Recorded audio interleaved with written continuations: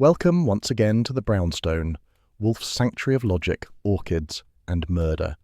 Do tell us where in the world you're listening from, and don't hesitate to share your thoughts. If you enjoy these cases, consider liking and subscribing. Now then, shall we begin? Nero Wolfe and Fritz's Tuesday absence. The cold came early that Tuesday, the kind that made the windows groan in their frames. By 7:30 I was dressed, shaved, and ready for breakfast. Fritz was not. The kitchen smelled only faintly of last night's coffee, and the range was cold. The apron he always left draped over the chair was neatly folded on the counter. His room upstairs looked as if he had pressed it for a magazine photograph. Bed made tight, no shoes by the wardrobe, not so much as a stray thread out of place. I went back down, leaning on the banister, and crossed to the dining room. Wolfe was in his yellow chair, sipping beer like a man who had never been hungry in his life. "Where is he?" I asked. "Who?" Wolfe didn't look up from the Morning Gazette, spread with an engineer's precision. "Fritz, I'd have thought you'd noticed the absence of breakfast by now." His eyes lifted just enough to be seen over the paper. "The table is bare. I have noticed. I am also aware the world has not ended." I took my seat. "It might when you miss lunch." He grunted, folded the paper once and set it aside. "Did you search the pantry?" "Locked. He's never locked it before." The bell rang. Wolfe, of course, didn't move. "See who it is," he said. It was the postman, gloved and brisk, handing over a small stack. Among the bills and circulars was a sealed envelope addressed simply to N.W. The script was in block capitals, precise and almost architectural. I set it before him. "Something from your fan club." He slid a letter opener along the flap, withdrew a stiff photograph. A formal dinner party, black and white, the kind taken for society pages. At the back of the table, attentive and upright, was Fritz. He stood behind a man in a tuxedo, older, with a square jaw and a glass raised in mid-toast. Across the lower edge in red pencil ran the words, "Ask him about March 14th, 1936. Wolfe studied it in silence.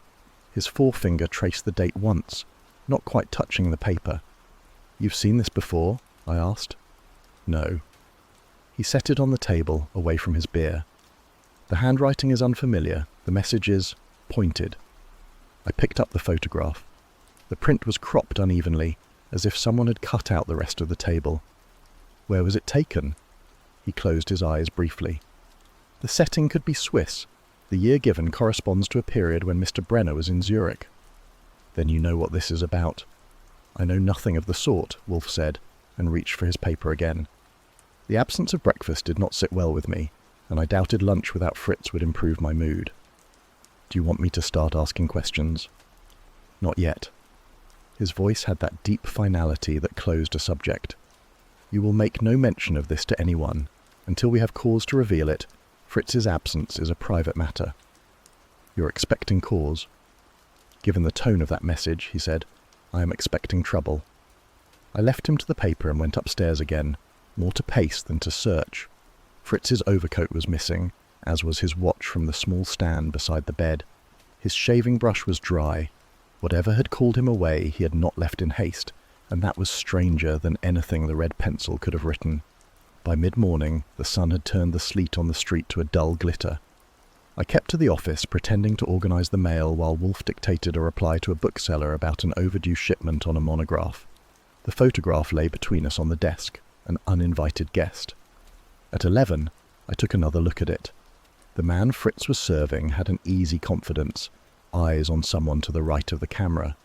A shadow along the wall suggested a high window, one I thought I'd seen before in a picture of a Zurich dining hall, back when Wolfe had taken a rare interest in European interiors.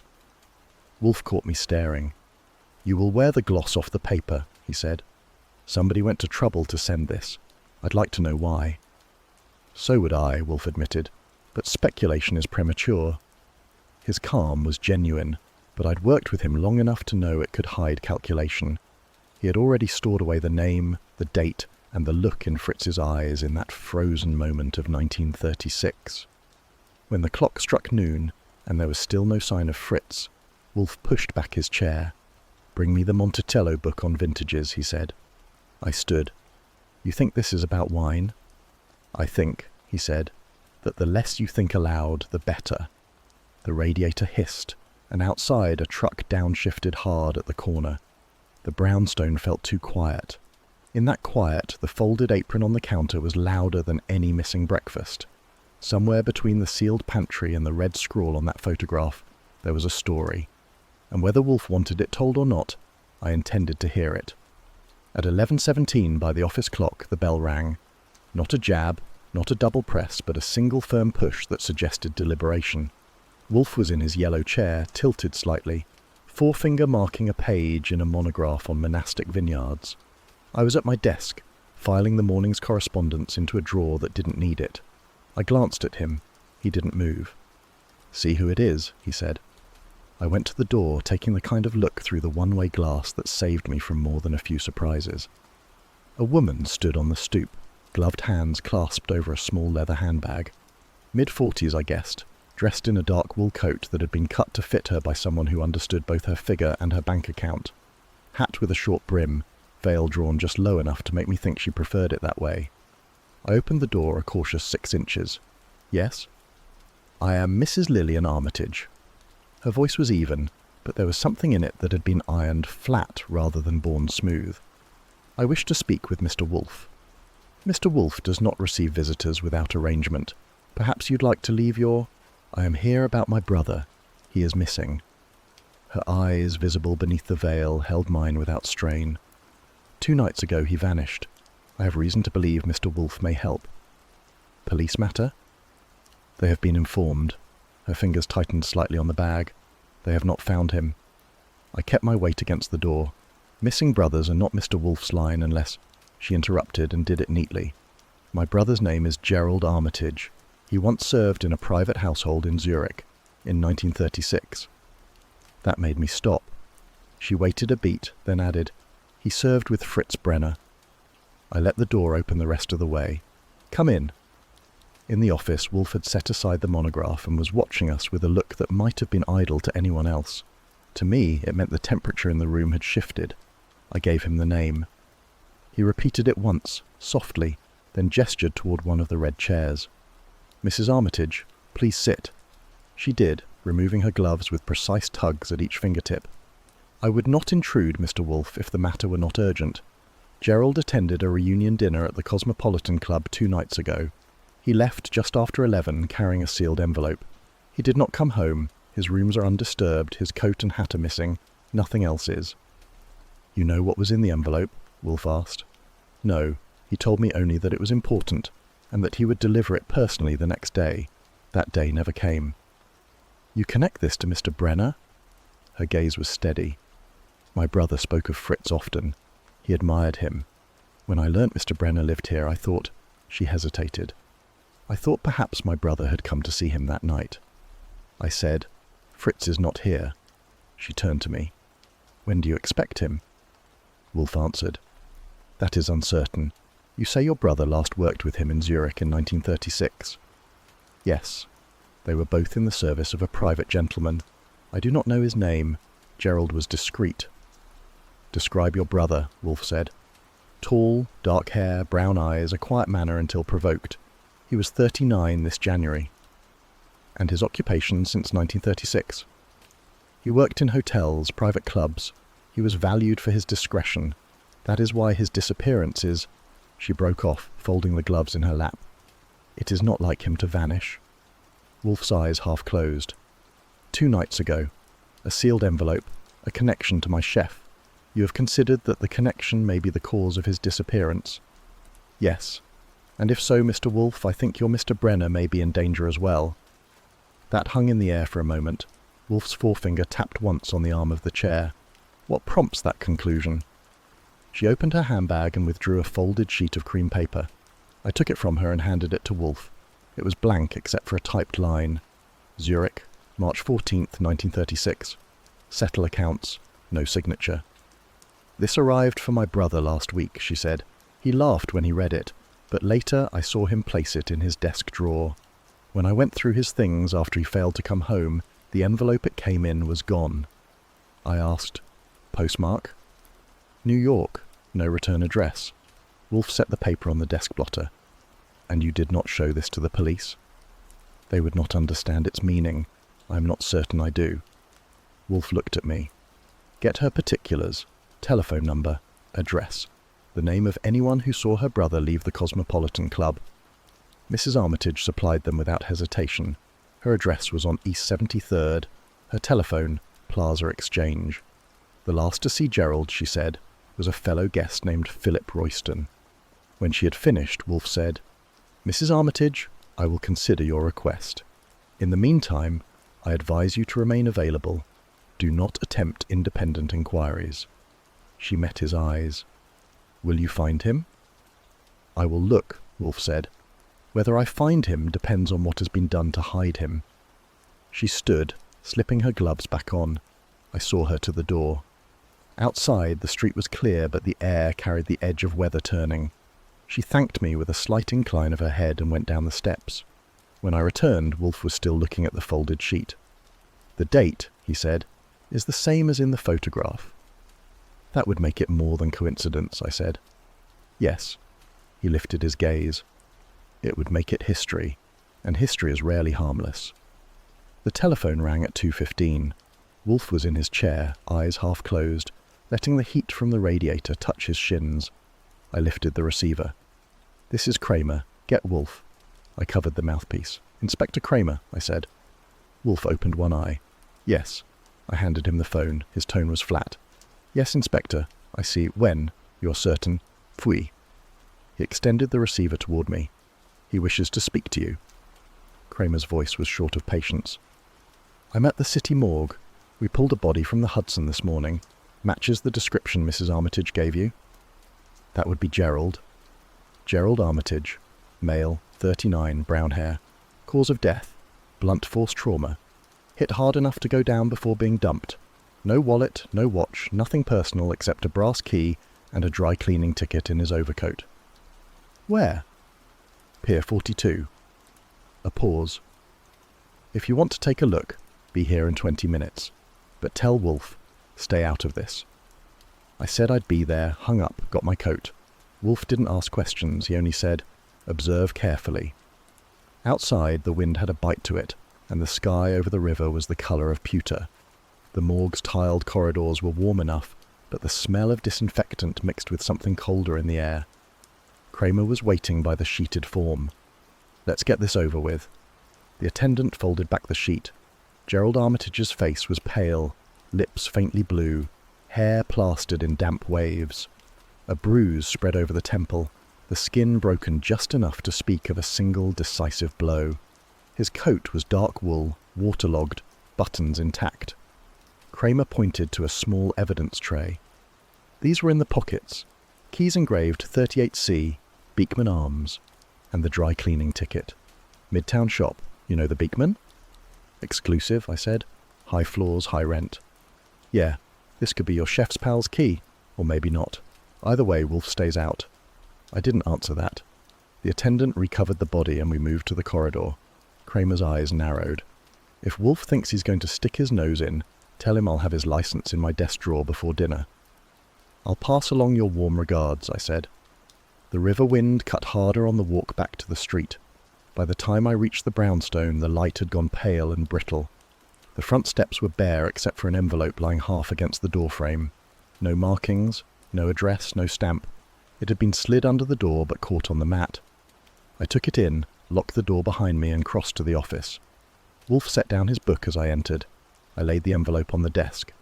Found it just now. He opened it with the blade of his letter opener. Inside was a torn half of a dinner menu, the paper aged to a mellow cream. The print was in French, ornate script listing courses. Along the bottom margin was a small roster of names and titles, headed staff. The first, head steward, Fritz Brenner. Wolfe's thumb rested on the tear's jagged edge. The other half, he said, has been somewhere these years.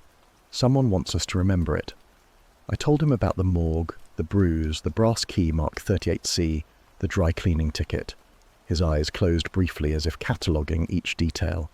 Beekman Arms, he murmured. That is not a coincidence. Kramer says keep clear.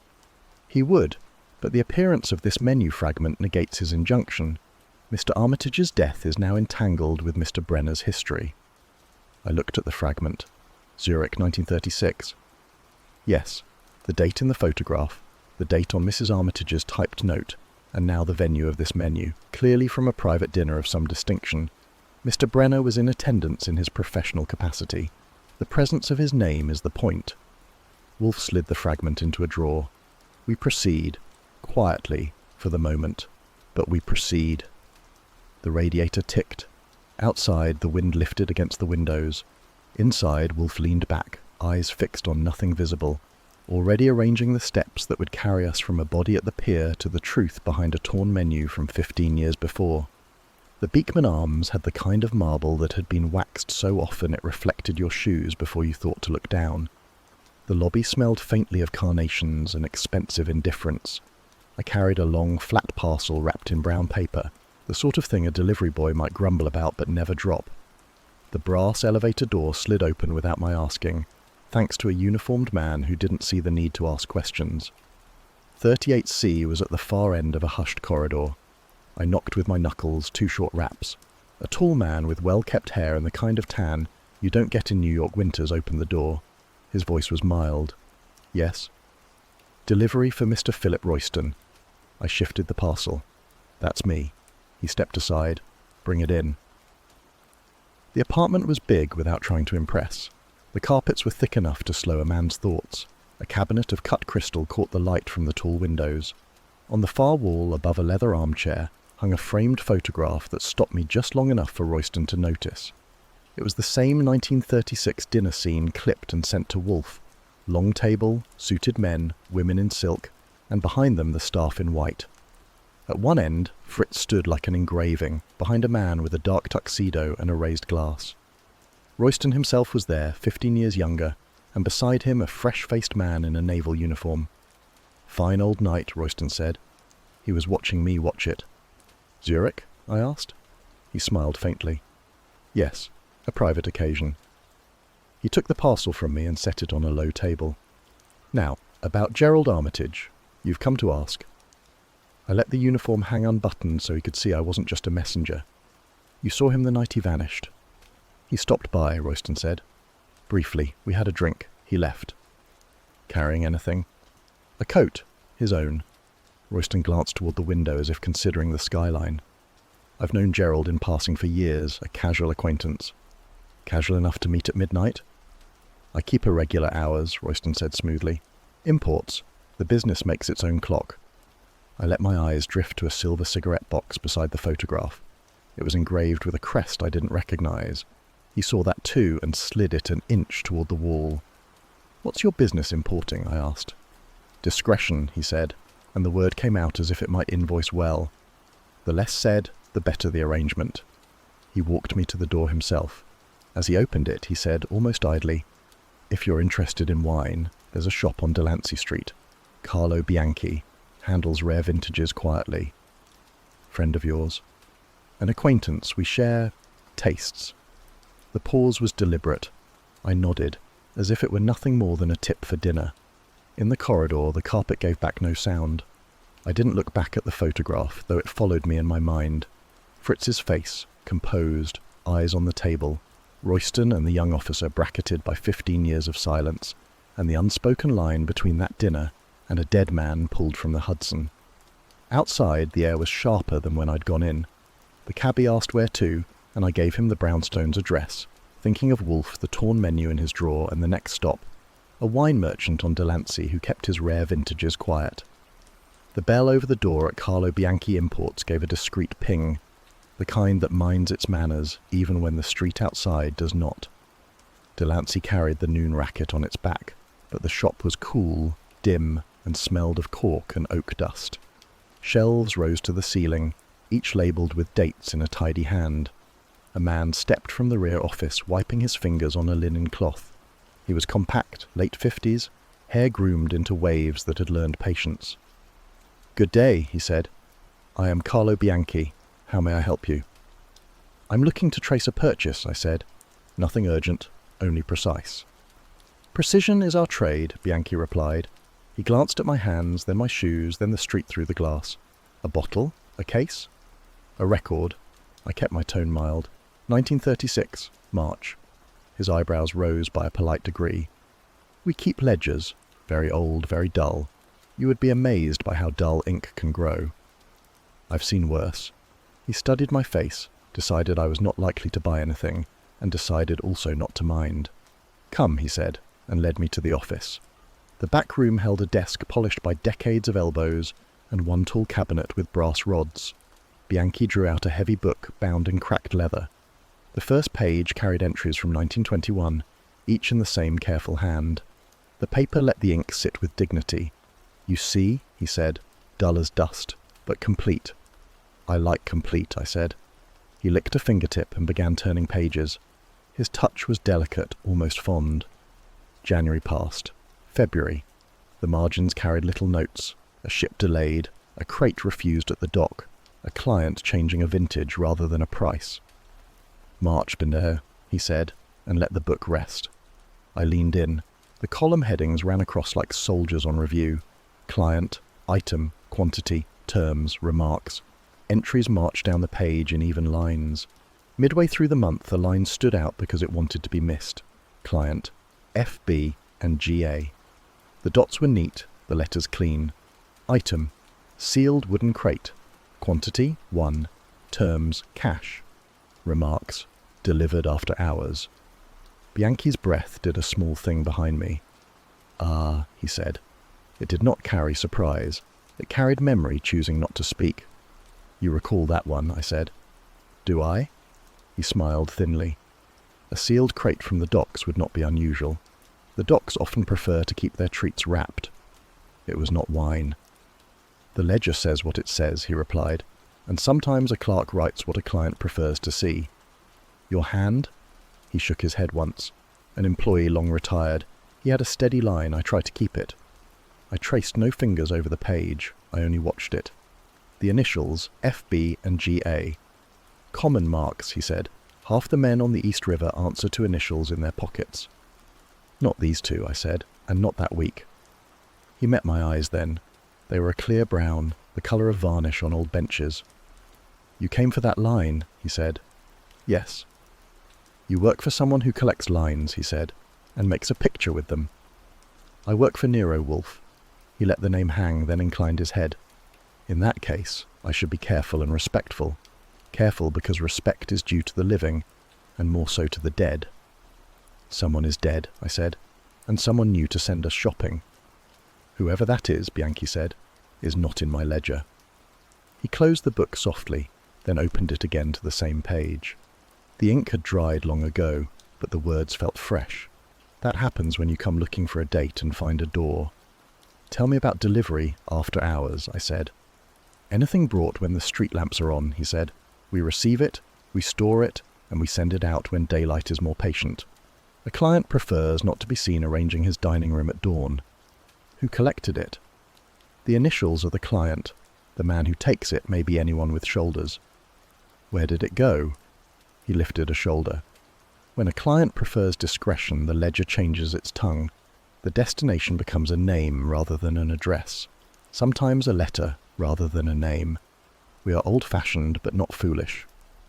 "Zurich?" I asked. He smiled without teeth. "A pleasant city. They mind their clocks." "Did your books mind a Zurich account?" He took a breath and let it out slow. "Mr. Goodwin, my ledgers are honest, but old records do not always tell the truth. Sometimes they tell the story a client paid for. The truth can be a separate invoice." "That crate, what size?" He turned to the margin and tapped a small mark. 3 by 2 by 1, inches enough for something valuable and restful. "Restful?" "Something that does not complain in the dark," he said, "like a violin, or a ledger small enough to ruin a man twice." He closed the book again, by his own choice this time. "You have looked," he said. "You will look elsewhere." "I will," I said, "but I'll remember how March looked to you." We stepped back into the shop. A young clerk was arranging bottles from a crate marked with a shipping stamp. He had a narrow face and quick hands. He glanced up once, then went back to his labels. Bianchi walked me to the door. "Give Mr. Wolfe my compliments," he said. "Tell him that for some clients a sealed crate contains only hope, and that is always heavier than wine." "Hope breaks less often," I said. It breaks slower, he said, and bowed me out. On the sidewalk, Delancey went on being Delancey. I set off toward the corner, thinking about neat initials that did not need names. Behind me, the bell pinged twice, and the door sighed shut. At the corner, I stopped to let a delivery truck pretend it owned the city. When the street cleared, I crossed and paused in the doorway of a tailor 2 doors down. Through the shop's window, I could see into Bianchi's front room. The clerk moved to the counter with a receipt book and wrote 3 lines as if they mattered more than lunch. Then he turned, looked straight at the window as if he knew a man might watch from a tailor's shade, and lowered his gaze to the counter again. I gave it another minute, then went back in. The bell performed. The clerk glanced up, saw that I was not a customer, and relaxed his mouth. "I forgot something," I said. "Yes, sir?" "A question for your boss." "He is on a call." The clerk's accent put him in Brooklyn, but his vowels knew Italy by sight. "He won't like to be interrupted."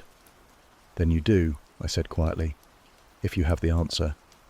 He reached for a paper bag as if I had asked for biscotti. He slipped a folded slip under it and pushed the bag toward me. His face was smooth as a draught of spring water. "Compliments of the house," he said. I took the bag and made a show of weighing it. "Light," I said. "Good wine needs air," he said, "even when there is no bottle." Outside, I opened the bag behind a pillar and slid out the folded slip. 3 words in pencil: "Ask about the Zurich account." The handwriting was fast but careful, a clerk's hand that had learned to leave no puddles. I put the note in my wallet behind a card Kramer had once given me in a fit of goodwill. Then I walked to the nearest drugstore and telephoned the brownstone. Wolfe had finished lunch, which meant I had missed the better part of the day's good humour. He answered with a single yes. "Bianchi has ledgers since 1921, I said. "In March 1936, one entry reads, FB and GA item is a sealed wooden crate. Terms cash. Delivered after hours. The size would fit a violin. Or a book a man might die for." "Pfui," Wolfe said softly. "Men do not die for books. They die for what the books can do." "The owner claims ignorance," I said. "Says old records don't always tell the truth. A clerk gave me a note. Ask about the Zurich account." "The clerk has discernment," Wolfe said. "Did Bianchi mention Zurich?" "Only as a city that minds its clocks." He was silent a moment. "Report in person." "I want to pass by one address on the way," I said. "A small detour." "Be discreet," he said, and hung up because he dislikes hearing consent twice. I folded the note and started west, letting the street turn itself into smaller streets. The day had thinned into that grey that makes the city look older than it is. I took a narrow flight of stairs to an office with a glass door that read Continental Remittances. The blinds were down, and the sign said closed, but a woman at a desk looked up when I knocked. She opened the door 2 inches. "We aren't open," she said. "I'm not a client," I told her. "I'm after a year." "Which year?" 36, I said. "March." She weighed that, then shut the door long enough to remove the sign. When she reopened, she left the chain on. "Who sent you?" "An honest ledger," I said. She considered that. "We don't advertise accounts," she said. "Not even the dead ones. I only need to know whether there was a Zurich account here that spring." "There were many. Europe enjoyed sending money in circles." "One account connected to a wine merchant who recorded a sealed crate." "That is not a remittance," she said. "That is a puzzle. We are in the business of solutions." She shut the door gently, and the blinds reclaimed their view. I went back to Delancey and took a cab. On the ride north, I read the clerk's note again and thought of the way his hand had moved. Quick, but not in a hurry. A man who had learned that speed and care can argue until both fall asleep. Back at the brownstone, I hung my coat and went in. Wolfe had the torn menu on the desk again, resting a paperweight on it as if to keep the past from lifting. "Well?" he asked. "Bianchi's ledger is the neatest thing in Lower Manhattan," I said. "The March entry exists. Initials FB and GA. Item a sealed wooden crate. Delivered after hours. The owner is a gentleman who lets the truth pay a premium. A clerk says to ask about the Zurich account." Wolfe steepled his fingers. Zurich would have been a sensible terminus for bearer instruments. The crate may not have contained wine. "He suggested violins," I said. "Violins are often tuned in key of alibi." His mouth twisted. "The initials." I asked whose hand wrote them. He says, A retired employee. No names, no addresses. Destinations by letters or by preference. Which is to say, Wolfe murmured, a directory for men who dislike directories. I placed the paper bag on the corner of the desk. A gift from the clerk, contains nothing but the note. Wolfe didn't dignify the joke. He took the note, read it, and set it with the photograph and the torn menu. He likes his problems arranged where he can glare at them. Archie, he said, we are now bound by discretion and memory. Both are fallible, one more than the other. You will return to Bianchi tomorrow. You will ask for his closed accounts from March of that year. He will refuse. You will then ask whether anyone but the client signed for the crate. Someone from the client's table, I said. Perhaps, Wolfe said, or someone from the kitchen. In 1936, Mr. Brenner had access to doors both front and back. I let that hang. You think Fritz delivered it? I think nothing, he said. I reconstruct possibilities. Reality will accept one of them at its leisure. Kramer will like the crate, I said. He will like it too much, Wolfe said. So we will keep it for now. The Beekman Arms key may belong to Mr. Royston. He may prefer to deny that Mr. Armitage brought him anything but good wishes. But the crate says otherwise, and the note from this clerk implies a bank or a broker that wore Zurich's cologne. He lifted his bulk, not quite a rise, more a shift that signalled the end of talk. I will attend to the orchids, then we will dine. If Fritz returns by some miracle, we will forgive him at dessert. If not, we will forgive him later. I'll type it up, I said, with the part about violins. Leave violins to the sentimental, he said. Type the measurements and the initials. He went for the elevator to the plant rooms. I sat and set down the facts while the clerk's penciled words echoed in my head. Ask about the Zurich account. Fine, I would ask. And I would keep asking until someone decided an old ledger had told enough truth for one lifetime. At 6 sharp on Wednesday evening, the front door opened without the bell. That alone would have been enough to make me look up from the evening paper. Fritz stood in the hall, an overcoat damp from sleet glistening under the light. He closed the door with the quiet certainty of a man returning to his own house, not one who had been absent without notice. I stayed in the office doorway. Long trip?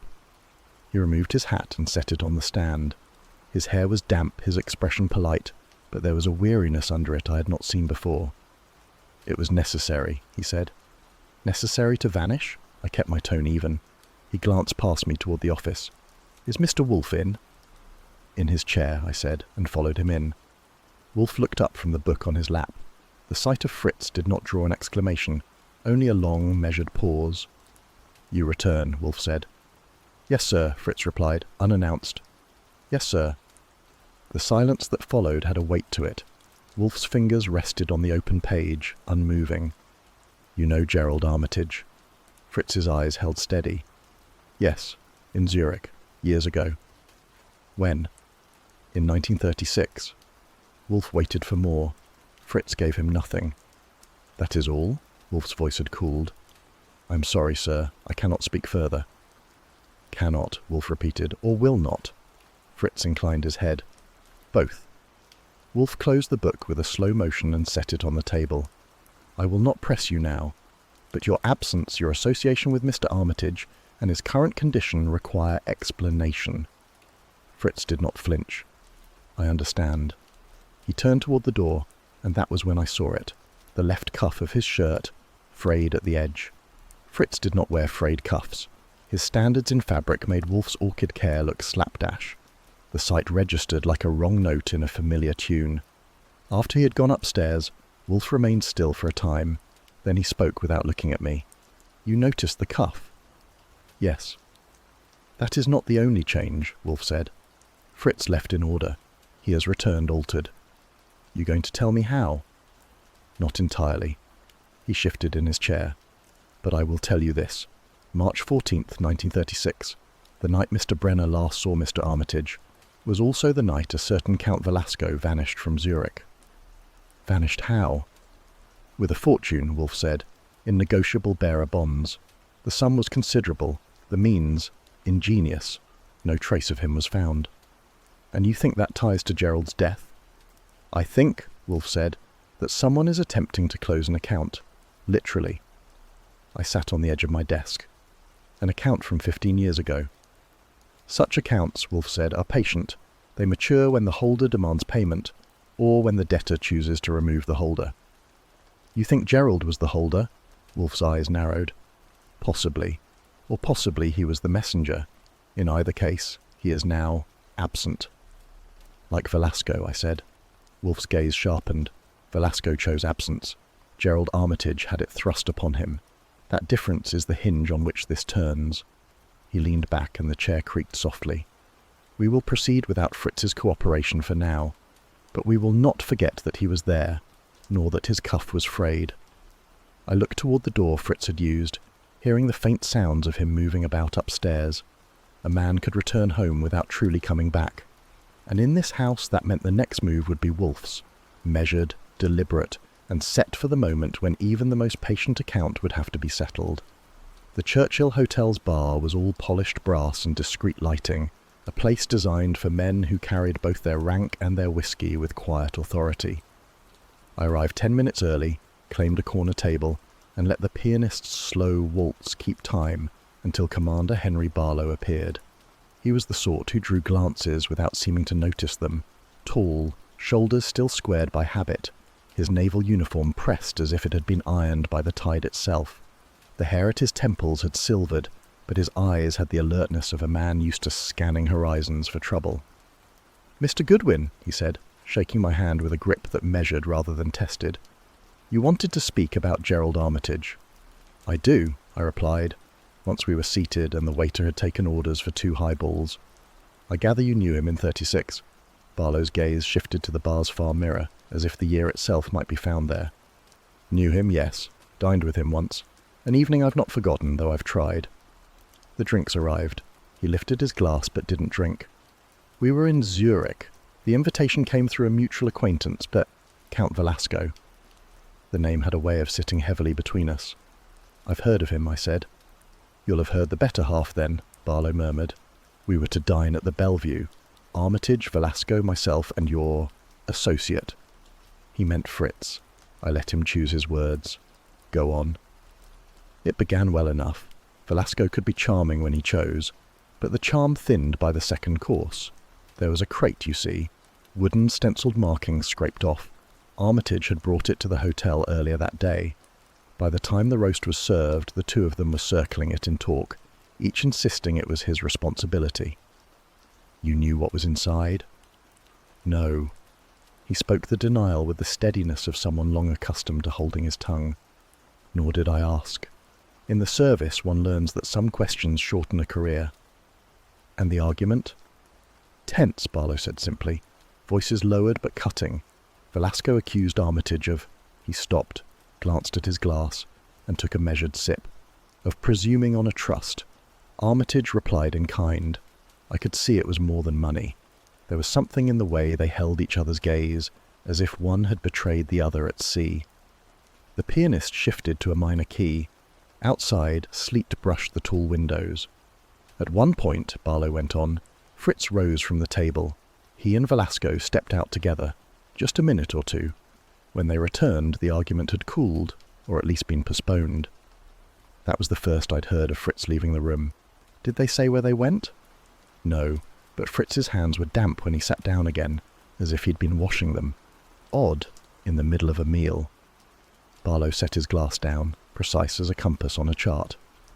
We finished dinner without further incident, but when I left, the crate was gone. Armitage had it with him. And Velasco? He remained at the table, smiling faintly. It was the sort of smile I've seen on a man who knows which ship will sink before the crew does. The commander leaned back, studying me. "I've told you all I can, Mr. Goodwin, but I'd advise caution. Men who argued over that crate, one is dead, and the other, if he still breathes, will have learned nothing in 15 years. We shook hands at the door. His grip was the same, but I caught the faintest hesitation before he let go, as if passing something invisible but weighty. Back in the sleet, I turned the details over. Fritz, the crate, Velasco's smile. In the world Wolfe inhabited, objects and men both had contents, and the trick was knowing which was more dangerous to open. Tonight, I had the feeling both answers were waiting, and neither would be pleasant. The rain had turned mean by mid-afternoon. It came down not in sheets, but in a stubborn, fine spray that found its way under collars. I crossed Broadway with my hat tilting the way a hat tilts when a man prefers his eyesight to ceremony. The address belonged to a walk-up whose first ambition had been a pastry shop. It had settled for a door with a bell that didn't ring. I climbed 2 flights and knocked. The door opened the distance a chain allows. A pale eye studied me through the slit. "Mr. Goodwin?" The voice was dry but not unfriendly. "That's me," I said. "Mr. Ellis?" The chain slid back. The door opened. The man who held it had a face that time had closed like a ledger. He wore a sweater with elbow patches that had outlived 2 administrations. "Simon Ellis," he said. "Retired, not deceased. Come in." The room was clean but unconvinced by luxury. A map of North Atlantic routes hung above a desk, its lines traced and retraced in pencil. On a side table sat a ledger older than my first decent suit. "You were at the Pier offices in 36, I said. "Longer than that," he answered. "But 36 was busy. Men like to leave Europe with both hands full. Men like to arrive the same way." He motioned me to a chair that had decided early on against comfort. He took the other seat and rested his hands on the map edge. "Tell me the name," he said. "Count Velasco," I said. "Zurich to New York, March." A crate followed him like a shadow. He didn't blink. "Velasco," he repeated, tasting the syllables. "I recall a dossier. The name was sweet to diplomats, sour to clerks." "Did he board a Zurich-bound ship?" I asked. "Or did he not?" "He did not," Ellis said. No hesitation. "He had a berth reserved on the Berengaria. He sent his trunks to the pier and a messenger to the office. Then the trunks went nowhere, and the berth held air." "How sure are you?" I kept it level. "I do not forget men who pay in bank drafts," he said, "or men who have 2 passports and use the uglier one." "You saw a second passport?" He nodded once. "I saw a man who answered to a different name the next day. The face wanted to be the same. The papers insisted it was not. He walked off a tender with the inspection crowd and became a rumour with clean cuffs." "What name did the papers wear?" I asked. "Victor Lang," he said. The room let that sit. Somewhere below, a door banged and a radio hunted for a station, then gave up. Ellis opened the ledger on the table. Inside, an envelope slept between pages like a pressed leaf. "I kept this," he said, "because a man should keep one thing that no one can purchase from him." He slid out a page, not original, but copied in the careful hand of a clerk who feared boredom more than sacking. Dates, entry stamps, a small notation in the margin in French. He tapped it with a finger that had once stamped men into countries. "Lang," he said, "arrived March 16th. Nationality claimed British. Purpose declared business. Sponsoring firm listed as Royston and Partners Importing." He looked at me. "Your man did not leave America. He arrived." I studied the entry, each line marching like a confession that had enjoyed rehearsal. "You kept this without a warrant," I said. "I kept it without applause," he answered. "The office had many copies. The truth enjoyed none." "What else?" He closed the ledger. Lang kept himself quiet. He appeared once more for a re-entry endorsement. Same sponsor noted, same mild expression. Men who lie well avoid adjectives. I stood and moved to the map. The routes crossed and fled under my eyes. Ships that had long been scrap still held their lines like old habits. "Why tell me?" I asked him. "I liked your manner on the telephone," Ellis said. "It did not threaten to make me 14 again. And I remember the Count's smile in the newspaper, the sort of smile that forgives a country for existing." I slipped the copy into my wallet. "You never saw the Count again?" "I saw him as Lang," he said. "I saw a man who did not wish his old name to learn English." We shook hands.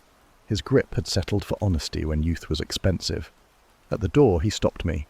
"Your Mr. Wolfe," he said, "is reputed to be indolent." "He is reputed to be many things," I replied. "Then let him be thorough," Ellis said. There was a second notation under Lang's sponsor, silent, not typed, written lightly in pencil. That meant a partner who did not prefer daylight. "Royston's silent partner," I said. "Right," he answered, and shut the door before I could thank him again. The rain thinned into a whisper as I found a cab. By the time I reached the brownstone, the sky had turned to the colour that only a city can invent. I hung my coat, knocked once on the office jamb, and went in. Wolfe sat in the yellow chair, A book on Roman law tented beside his elbow. He lifted his eyes. "You have been," he said, "to see someone who remembers." "Simon Ellis," I said. "Retired immigration. He remembers better than most men work. Velasco didn't sail. He arrived as Victor Lang, March 16th. Sponsor, Royston and Partners." Wolfe made a small sound. "Phooey. Names wear masks. Money wears none." "He has re-entry notations," I said. Lang kept quiet. "There's a pencil note in the file. Silent. That gives us a partner who prefers curtains." "The discreet Mr. Royston," Wolfe said. He laid the Roman law flat. "A silent partner whose choice of volume is a whisper." I took my seat at the desk. Lang slides in under a fresh name. He attaches himself to Royston's importing business. He leaves no footprint unless you count ledgers. "Everything counts ledgers," Wolfe said.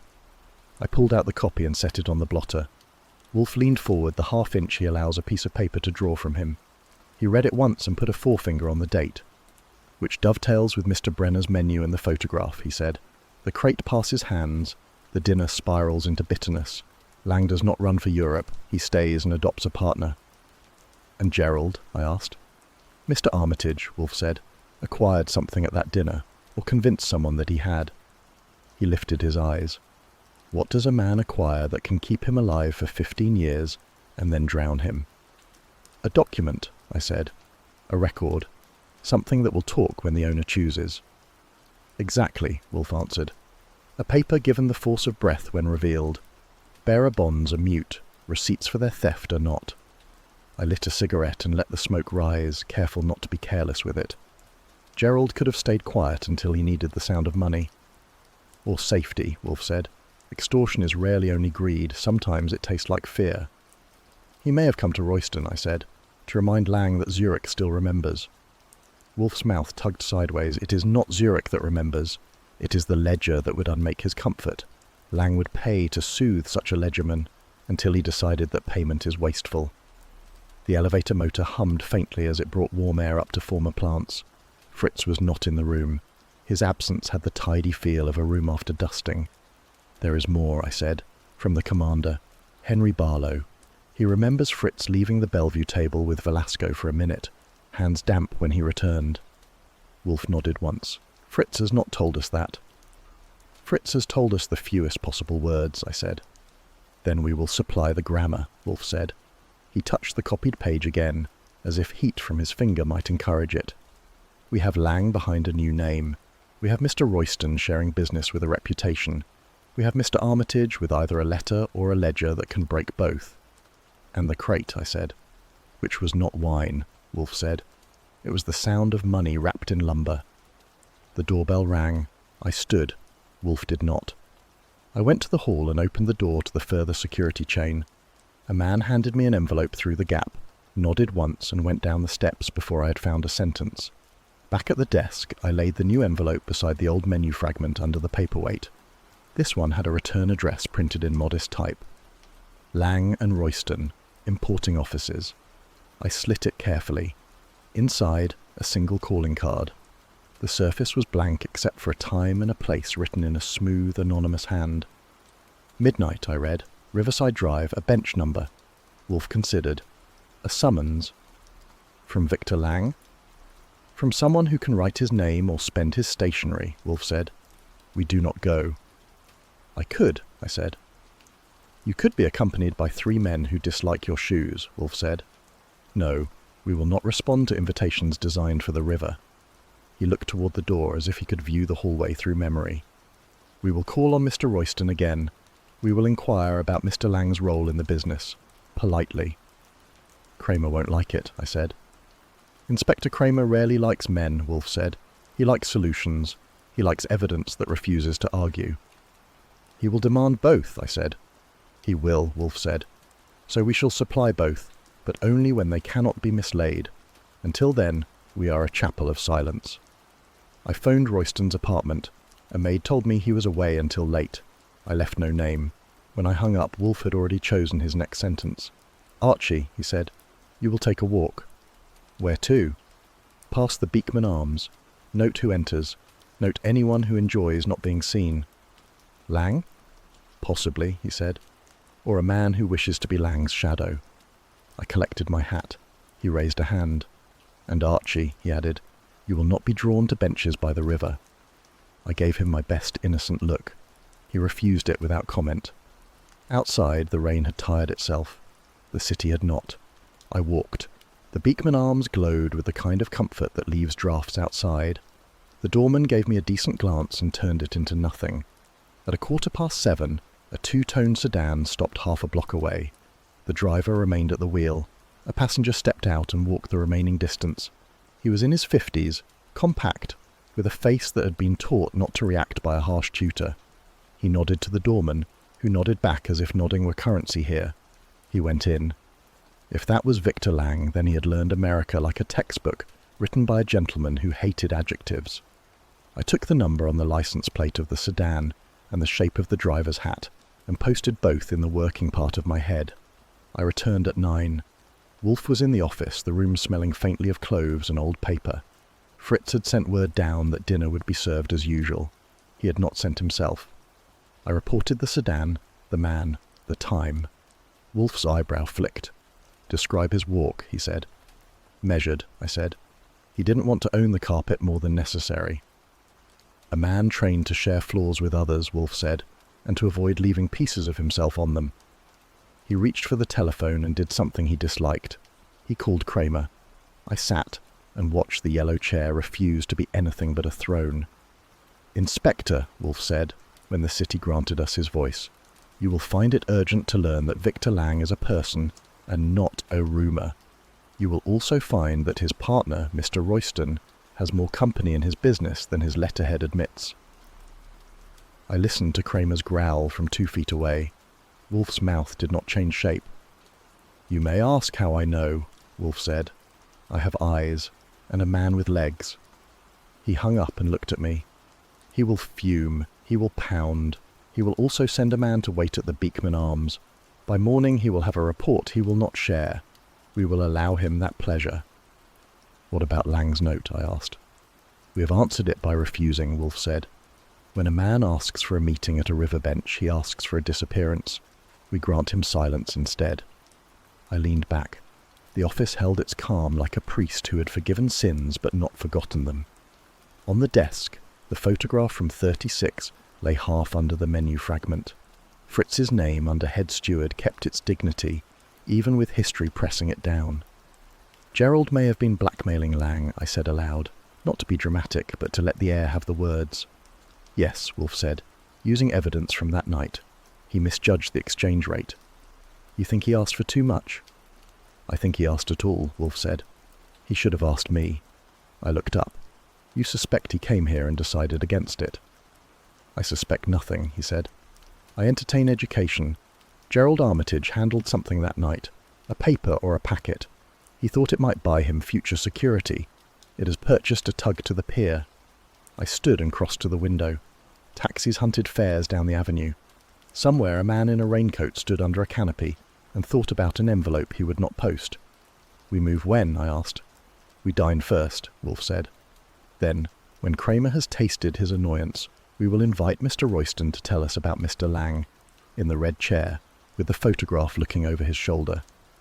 And if he declines? Then the police will persuade him, Wolfe said. Nothing enlarges a man's vocabulary like the word homicide. He let out a breath that might have wanted to be a sigh and refused the indulgence. Mark the date, Archie. March 14th, 1936. It strides through every sentence like a debt collector. I nodded. And Zurich follows it like a shadow. Shadows are often the truth's first servants, Wolfe said. We will make the truth pay its wages. Kramer and I reached 38C at 3 in the afternoon, the hallway dim with the kind of electric light that never quite warms the air. The super had already unlocked the outer door, but Kramer insisted on showing me the folded warrant as if the plaster walls might object. Inside, the apartment smelled faintly of camphor and old paper. Royston hadn't lived here in months. The dust on the skirting boards told that story plainly, but the furniture was still in place, arranged with the precision of a man who believed in fixed positions. Kramer moved ahead, his shoes clicking on the parquet. We start with the study, he said. If your boss is right about this fellow, that's where we'll find something. The study was a narrow room with a single window looking over a brick wall. Books lined the shelves, spines darkened with age, the air close with the smell of leather bindings. A desk sat under the window, its blotter clean, its drawers predictably locked. "Give me the kit," Kramer said. I passed him the small case we'd brought from the precinct. 2 minutes later, the desk yielded, but nothing inside it raised a pulse. Receipts, foreign correspondence, a silver pen with a worn clip. I let my gaze wander over the walls. One section of shelving didn't quite match the rest. The wood grain was fractionally lighter, the edges sharper. When I pressed a palm against it, there was the faintest give. "Kramer," I said. He came over, studied the join. "Panel," he muttered. We worked the edges until it slid back with a sigh, revealing a shallow cavity. The first thing inside was a folded scrap of heavy paper. I eased it out and opened it on the desk. It was half of a dinner menu, torn neatly down the middle, the typeface matching the fragment Wolfe had received days ago. The tear edges aligned perfectly in my mind's eye. Behind it lay a leather-bound ledger, the cover cracked but the binding tight. I set it on the blotter and turned the pages. Neat columns of figures marched across the paper, the entries written in a precise German hand. Each payment was recorded from VL to GA, dates and sums spanning 15 years. The final entry stopped me, 2 days before Gerald's death. Kramer leaned over my shoulder. "VL," he said slowly. "You think that's—" "I think Wolfe will know," I said. My voice sounded flatter than I intended. The neatness of the ledger gave the whole arrangement a kind of inevitability I didn't like. Kramer took out an envelope from his coat and slid the ledger inside, then did the same with the menu fragment. "Chain of custody," he said. "No one's going to argue about where these came from." We slid the panel back into place, wiped the edges with a clean cloth, and locked the apartment behind us. In the hallway, the light seemed colder, the air carrying the distant hum of the elevator machinery. On the way down, Kramer said, "Your boss, he's going to make something out of this." "If there's something to make," I said, "he'll make it."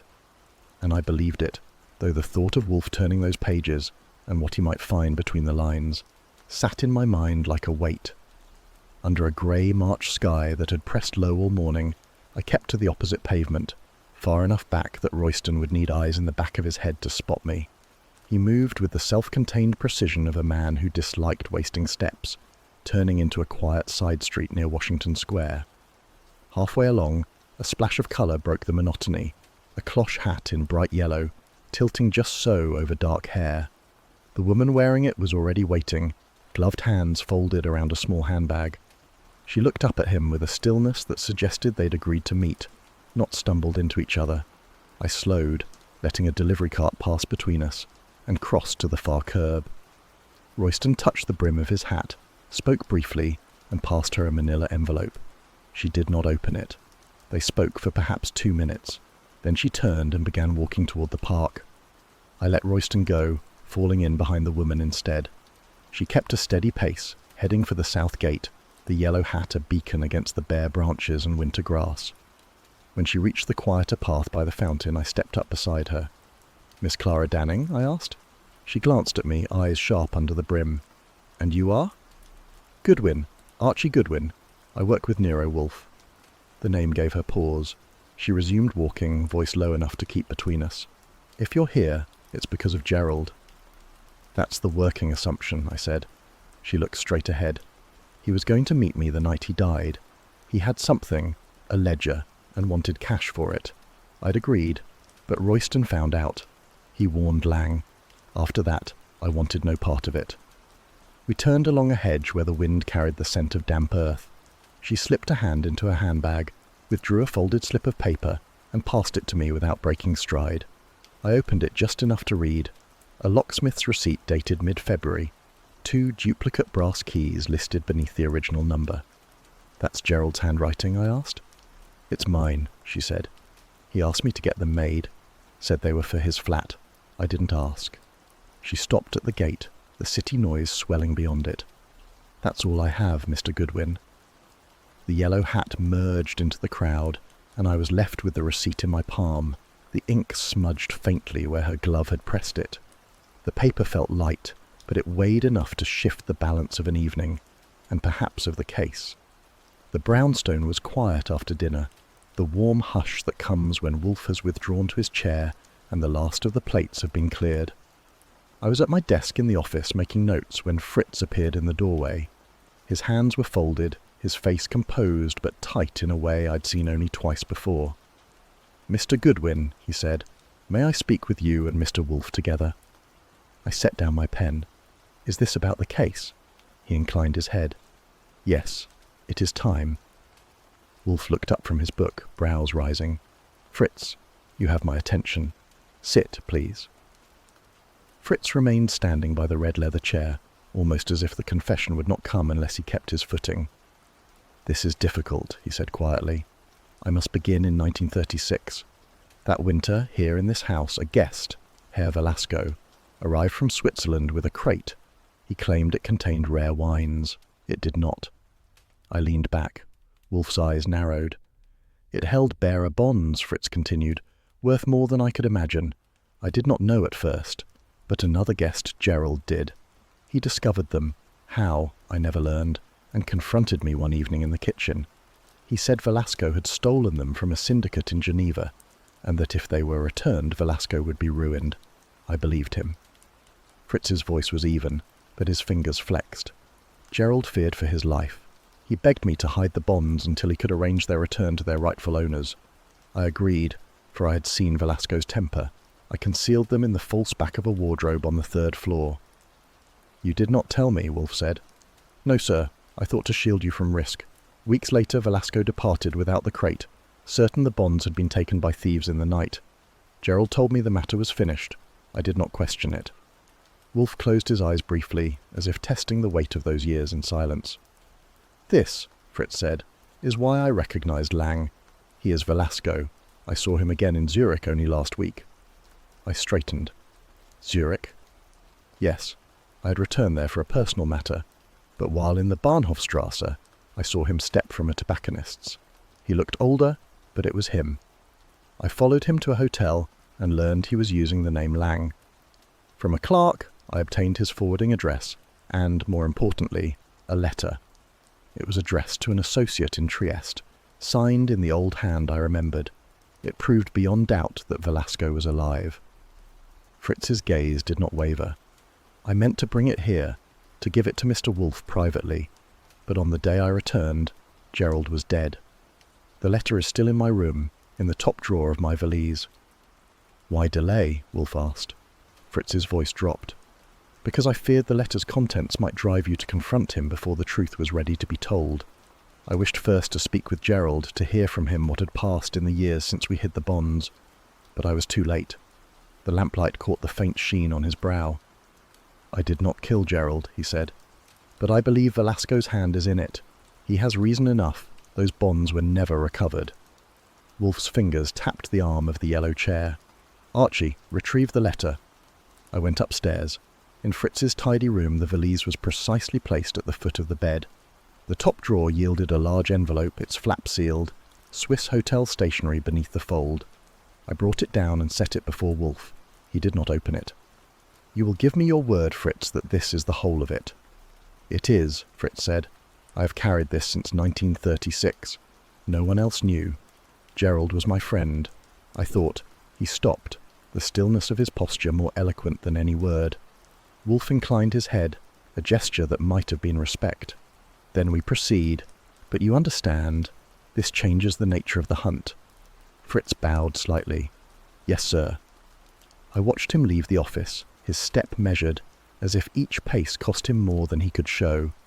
Wolfe reached for the envelope at last, weighing it in his hand before laying it on the desk.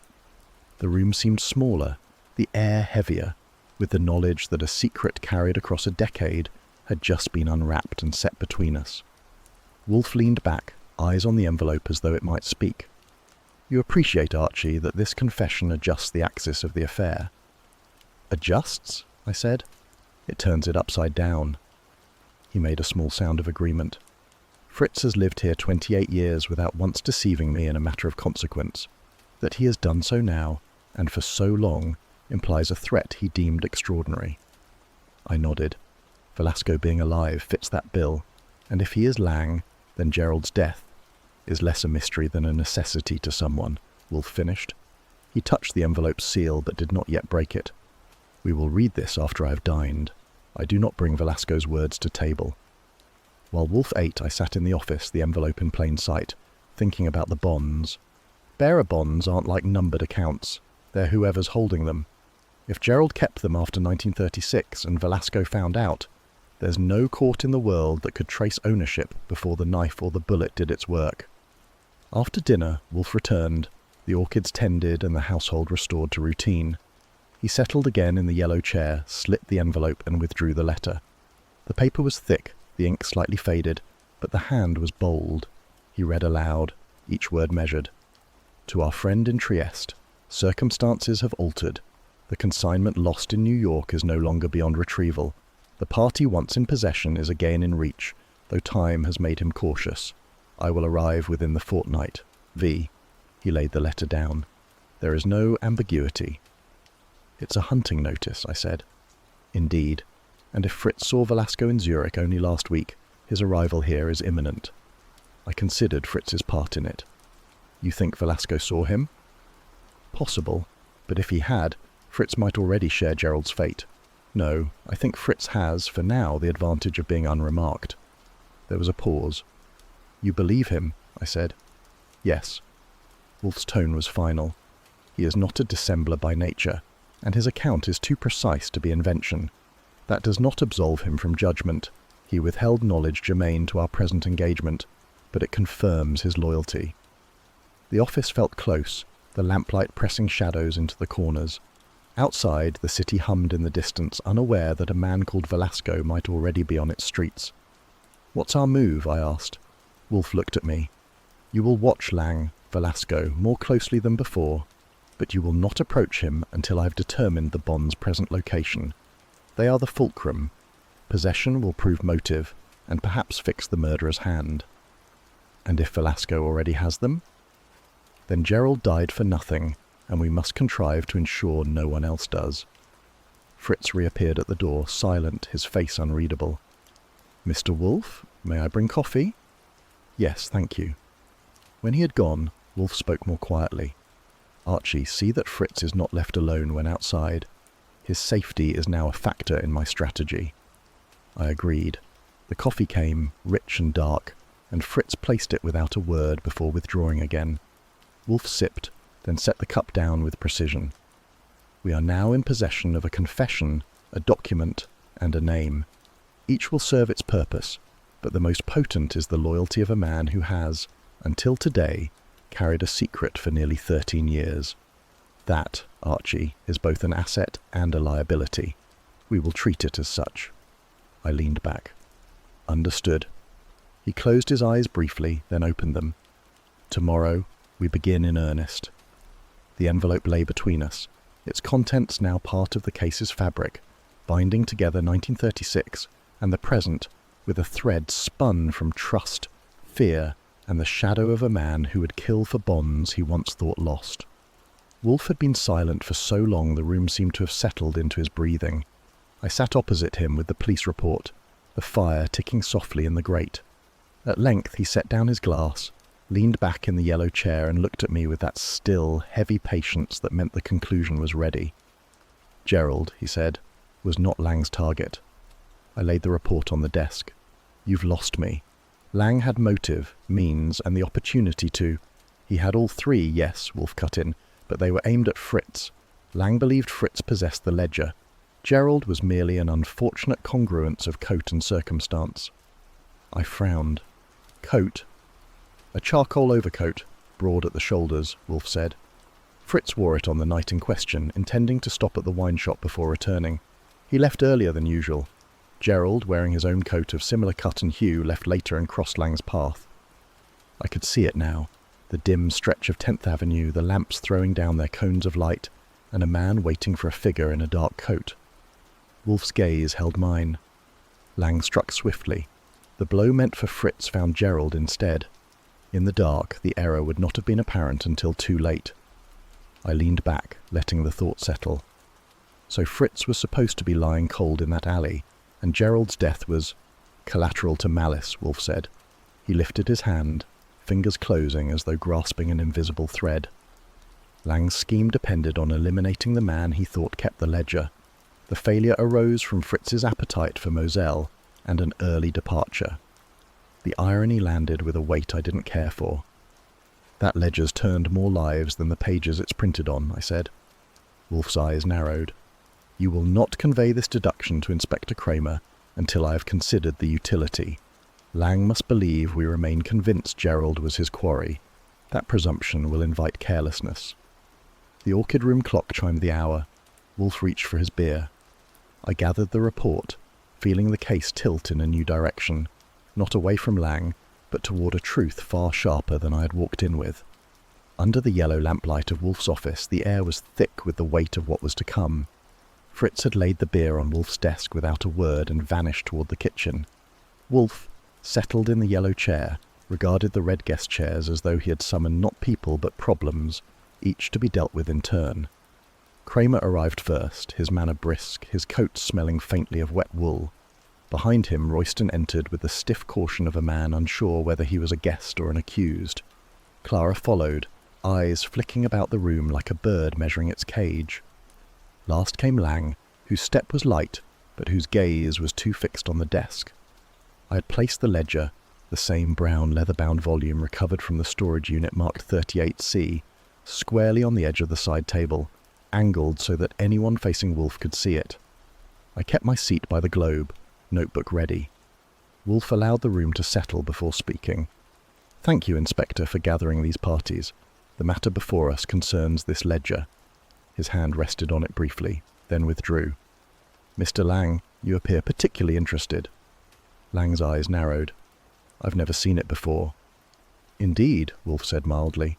Yet you moved half a step when you entered. You expected it to be here. That is curious, since the police did not disclose its recovery from compartment 38C. Lang's lips compressed. I read it in the papers. There was no mention in the papers, Wolfe replied, nor in any official statement. Your knowledge could only have come from prior familiarity with the ledger's location. Kramer shifted his weight, his gaze tightening on Lang. Wolfe continued, his tone steady. This volume records payments to numbered accounts in Zurich. The sums are not trivial. They correspond to dates following letters of extortion sent to Mr. Royston and others.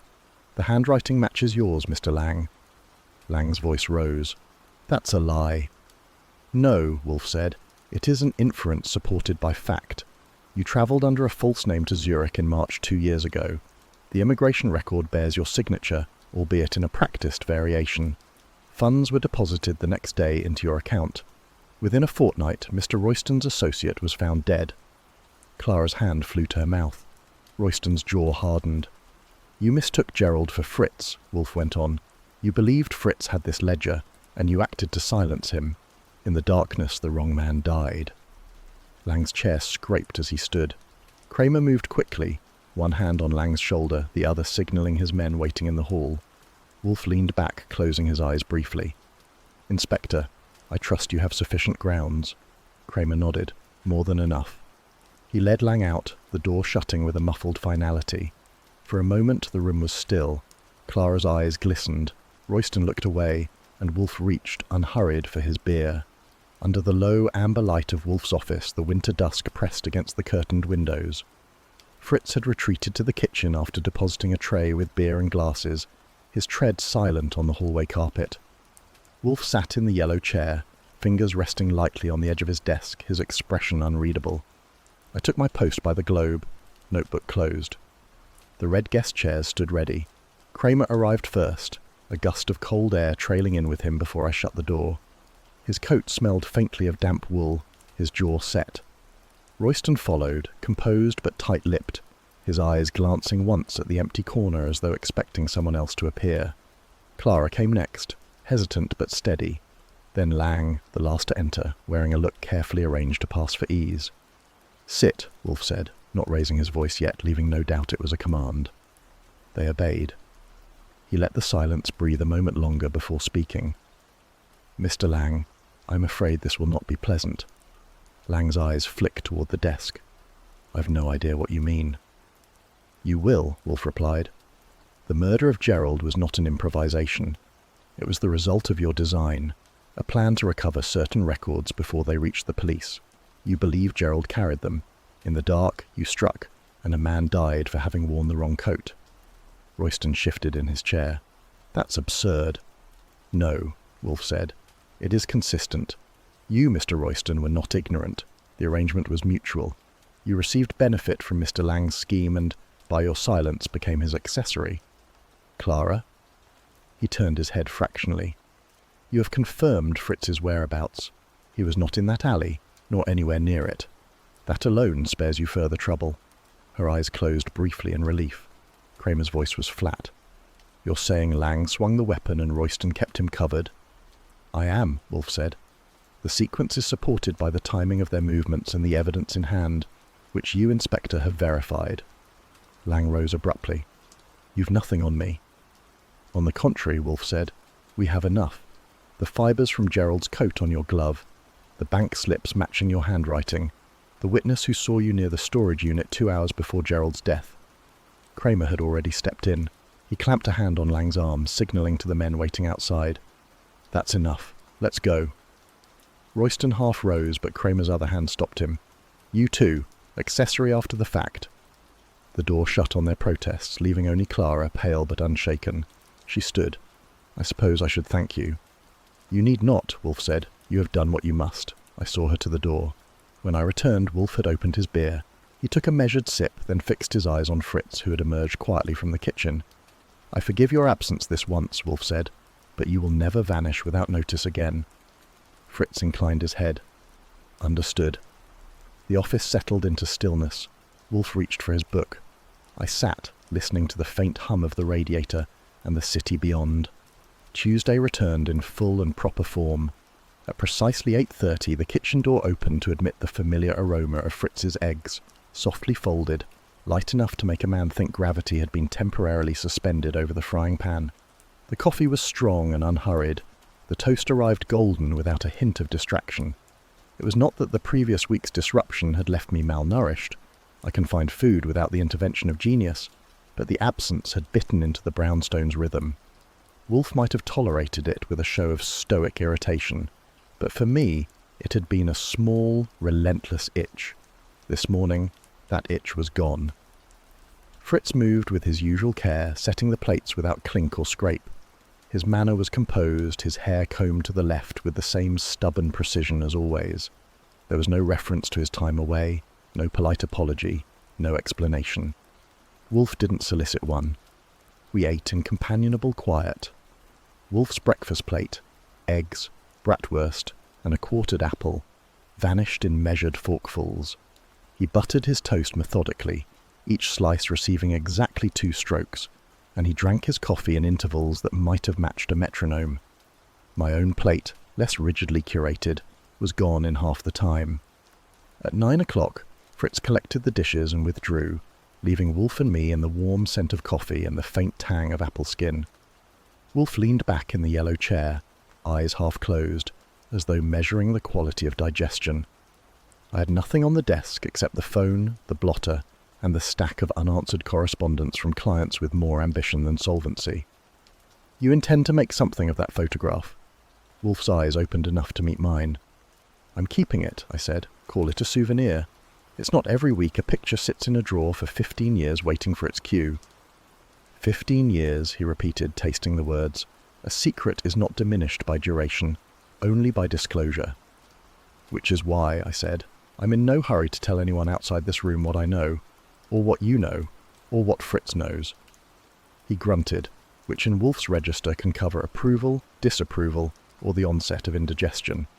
Then he rose, an unhurried, controlled manoeuvre, and made for the door to the plant rooms. The orchids would occupy him until 11. That was his law. I had mine. The mail, the phone, the neatness of a desk that Wolfe would never admit noticing. But the photograph, the 1936 dinner at the Hotel d'Alsace, Paris, lay where my hand could find it. It was the kind of print you couldn't mistake for a recent one.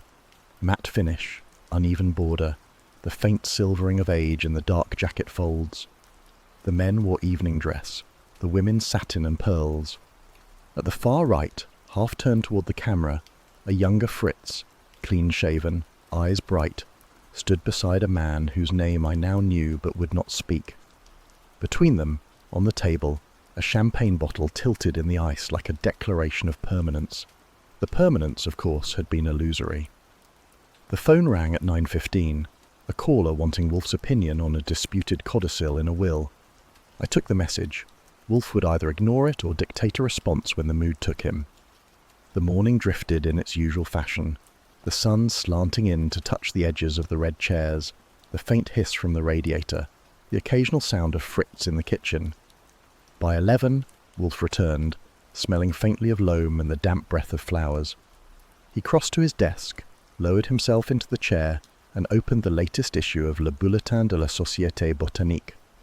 I let him read for a page and a half before speaking. "You've noticed," I said, "that Fritz is even more particular than usual with the silverware." "An inevitable consequence," Wolfe said, "of interruption. Order reasserts itself more strictly after disorder. It is human and Teutonic nature." I leaned back. "You're not going to ask him?" "There is no need," Wolfe said. "He has resumed his duties. That is sufficient." "Maybe for you." I tapped the photograph, which I'd placed just far enough onto the blotter to be visible without invitation. "For me, this is a piece of history, and history isn't something you erase just because the next Tuesday looks like the last." "You are not obliged to erase it," he said without lifting his eyes from the page. "You are obliged to avoid vulgar curiosity." That closed the subject as far as he was concerned. For me, not quite. The rest of the morning passed in the quiet industry that comes when the world outside has nothing urgent to offer. A messenger delivered proofs for a client. I signed for them, filed them, and sent the boy on his way. At 1 o'clock, Fritz served lunch. Veal, potatoes, a green salad, and we ate without reference to the week before. After lunch, Wolfe retired to the plant rooms again, leaving me to the hum of the city through the closed windows. I took the photograph from the blotter and slipped it into my wallet. It fit neatly behind my license. A convenient place, close enough to find when memory wanted company, private enough to avoid accidental discovery. The thing about a 15-year-old secret is that it doesn't shout. It breathes quietly, like a man content to stand in the corner until you turn your head. That photograph was going to stay with me, not because it had value to anyone else, but because it had shifted the way I looked at Fritz Brenner. We'd all known he had a life before the brownstone. You don't step fully formed into a kitchen at West 35th Street with the skill to make sauce béarnaise and an omelette you can cut with the side of a fork. But knowing isn't the same as seeing. Seeing is Fritz at a table in Paris with a man whose absence now explained a silence I'd never thought to question. When Wolfe returned at 4, the light was already lowering. He settled with his beer and the evening paper. I gave him the day's summary. 2 calls from prospective clients, 1 from a reporter, and the codicil man again. He grunted at the first 2 and ignored the third. At 5, the lamps were on, the room a pool of gold in the encroaching dusk.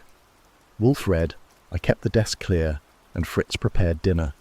The rhythm was back, the tick of it in every small act, the set of the knife, the exact fold of the napkin. It was, in short, Tuesday restored. And if somewhere in the folds of that restoration lay the echo of a Paris dining room, the tilt of a champagne bottle, and the measured smile of a younger Fritz, that was mine to keep. The photograph, secure in my pocket, was not a case file or an exhibit. It was simply a day, the day Fritz's past had come to call.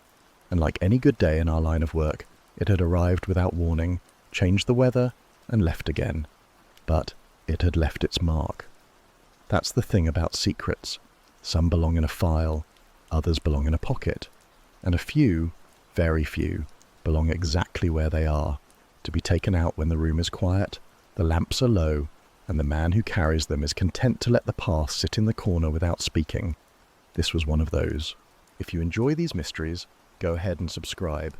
And if you're already subscribed, share this case with someone who'd love a good Nero Wolfe story.